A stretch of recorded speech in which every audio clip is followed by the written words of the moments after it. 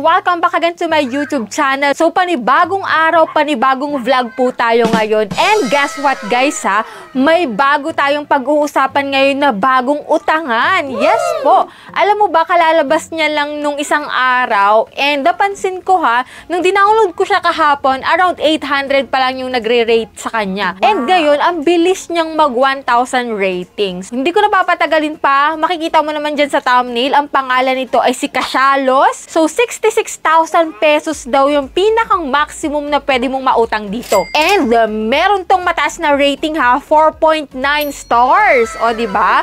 Pero sa isang loan application, hindi mo naman ma-identify ang isang loan application kung maganda siya sa kanyang ratings, diba? May mga ilang loan application na sobrang taas ng ratings, pero sa huli, nako, bokya naman pala, wala ka namang mautang, puro ads lang.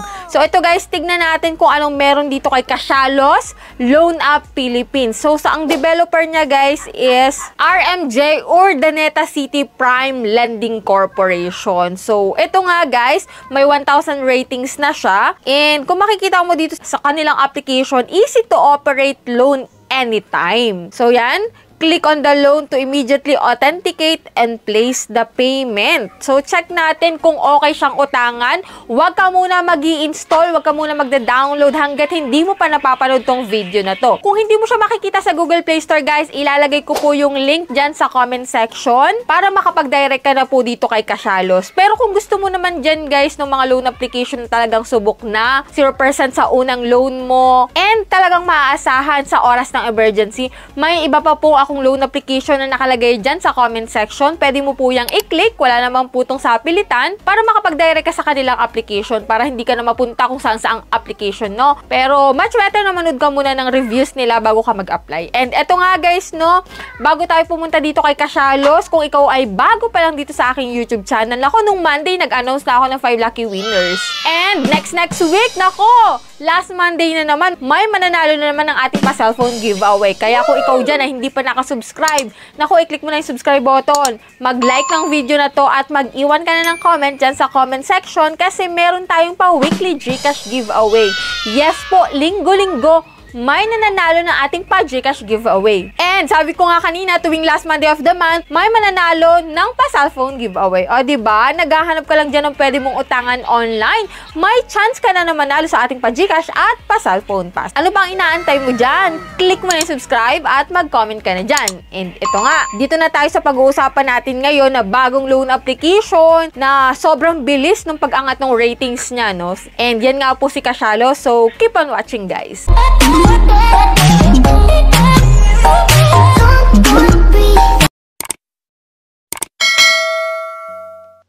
So, disclaimer no, hindi po tayo agent or promoter nitong loan application na to. So, dito guys, sinashare ko lamang sa inyo kung ano yung mga napansin ko during my application, during nung in-install ko siya. At dito sasabihin ko sa inyo kung magkano ba talaga yung pwedeng ipautang sa atin, lalo't first time tayo. Kasi yung 66,000 pesos para yun sa mga repeat borrowers. So, swerte mo kung ganun kaagad kataas yung mauutang mo dito. So, ngayon nga, sisilipin natin kung anong meron sa application na to at kung okay siyang utangan. So, let's go! Yan nga guys, no, Kashalos, welcome to our product and easy to operate daw sila. Easy loan. Check natin kung madaling mag-apply dito ha. Pero wag muna nating i-judge yung isang loan application hanggat hindi pa natin siya na-experience. Siyempre, maganda na i-experience mo muna. And ito nga guys, no, sobrang laki ng pwede ipa-loan niya sa atin. 100,000 pesos. Pero yung loan term niya, medyo tagilid ako dito kasi 180 days. And yan nga, check na natin, no. So, click natin dito guys yung apply.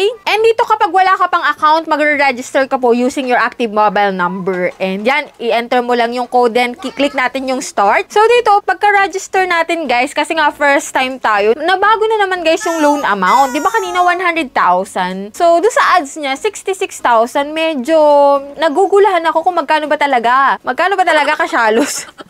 Ayan, anyways, click natin yung apply kasi dito 12,000 na lang yung pwede nating mautang dito. So, click natin yung apply para sure tayo. Dito nga guys, no, ito yung first step, identity authentication. So, ano nga ba yung mga pwedeng ID dito? And ito nga, no, recommended ID type nila is UMID, driving license, passport, TIN, SSS, voter ID, health card, national ID, postal ID, PRs, and pag-ibig. So, marami dito silang recommended ID type. So, wala silang second option. So, dito mamili ka lang dyan ng isa and click natin yung next guys after nyan. Ito lang naman po is basic information about yourself. So, after ng personal information is job information guys tungkol sa pinagtatrabahuhan mo. And dito sa emergency contact guys, need ka po dito maglagay ng 5 contact number and siguraduhin mo kung sino yung 5 yon. Kasi maaari nila yung tawagan or i-text, no? Kapag tayo ay alanganin sa pagsagot sa kanilang mga tawag. And yan, next na natin, no? And after nun, after natin ilagay yung mga contact number, dito naman tayo sa bank information. So, e-wallet or bank lang po yung pamimilian nila. And after mo mailagay yun, so, naiba na naman yung loan amount. So, nag 2,000 na lang siya. And makikita mo dito, nag 7 days na yung loan term niya. Kanina, di ba, 180.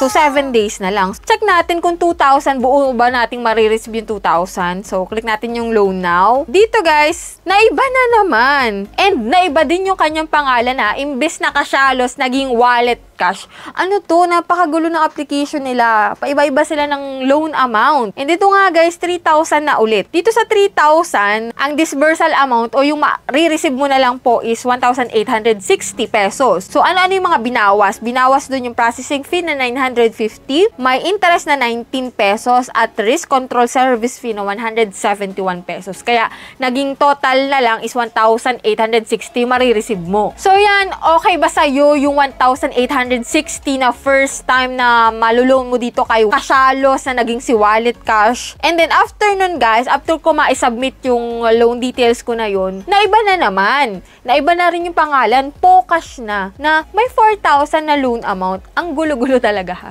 Naguguluhan ako. Magkano ba talaga? Magkano ba talaga Kasyalos? Ayan, 4,000. Click ulit yung apply and yan. Tapos, naging 2,000 ulit. Nung kinilik ko naman, ang gulo-gulo talaga. Anyway, dito sa 2,000, no, 1,240 lang yung marireceive mo kasi ibabawas din yung processing fee na 633, interest fee na 13 pesos at risk control service fee na 114. So, sa 2,000, may 1,240 ka na marireceive. Then, sa 3,000, 1,860 pesos. So, para sa'yo ba, okay ba tong mga gantong interest? Kung sa first time, kung walang-wala talaga, no? Basta pag-isipan mo mabuti. Kaya, sinasabi ko sa inyo lagi na manood muna kayo ng mga reviews bago kayo mag-install or mag-download sa isang loan application. And, eto nga, nag-apply nga ako guys, no? And kung makikita mo dito, wala tayong magagawa, rejected po ako. Hindi naman porket rejected ako is mare-reject na kayo. So, itry nyo din. And, try nyo rin na pag-isipan din munang mabuti bago kayo mag-install at mag-download nito. Yan. So, let me know your opinion dyan sa comment section kung okay siya para sa inyo kasi para sa akin,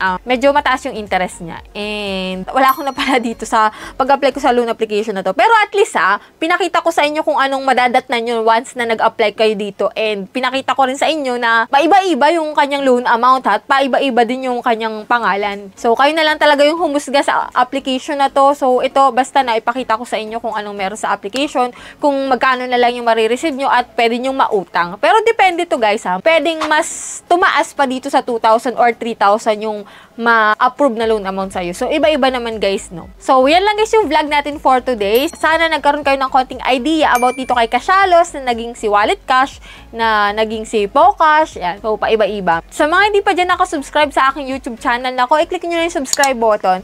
I-on nyo na rin notification bell para updated kayo sa mga gantong usapan, lalong-lalo na sa gantong mga bagong loan application naglalabasan ngayon para maging aware kayo. So, that's all for today. So, see you on my next vlog, guys. Bye-bye na muna.